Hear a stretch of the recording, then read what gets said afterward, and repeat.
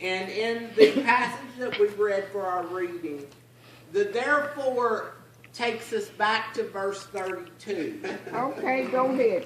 It says in verse 32, and I'm reading from the New American Standard, but remember the former days.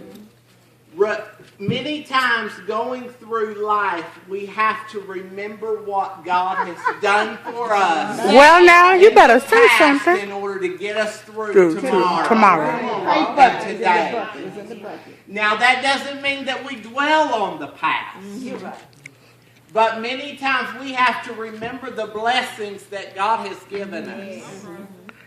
So in order for us to move forward, we have to remember the former days. When after being enlightened, you endure a great conflict of suffering.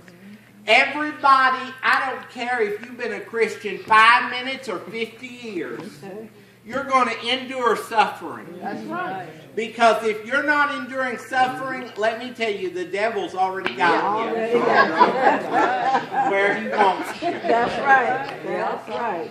That is the way that a Christian knows they are in the will of God. Yes. Can I share with you some of my suffering? Yes.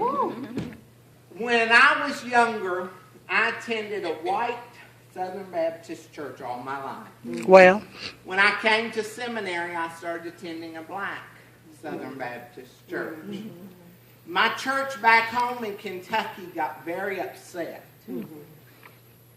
Do you know they voted my membership out of the church because of that? And it wasn't because of the teaching, it was because of the culture. Because we were teaching the same thing at the church here that they were teaching there. Well, when they did that, they cut my seminary scholarship. Okay. They had paid close to $50,000 for my education.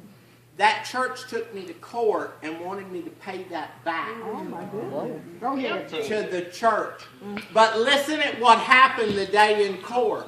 I went to court. I sat down with my attorney, and he said, "Aren't you nervous?" And I said, "No, God's going to take care of it." Do you know that judge looked at that other attorney and said, "It is a shame the church acts this way to people." And he wasn't even a Christian. But he said, the Bible says we are supposed to love everybody. Everybody. Doesn't matter what skin color we are, Right. what culture we are to love everybody. But let me tell you this, from going through that struggle, I have preached in numerous black churches.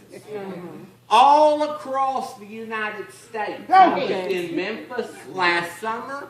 At the Oak Grove Missionary Baptist Church, there were 3,000 in attendance. So let me assure you that when struggles come, roll with the flow. Because they come to make us strong. you better speak a word in here today. The testing, and it's just the testing of our faith. And sometimes we have to be tested, and the solution to testing is prayer and fasting. That's the solution.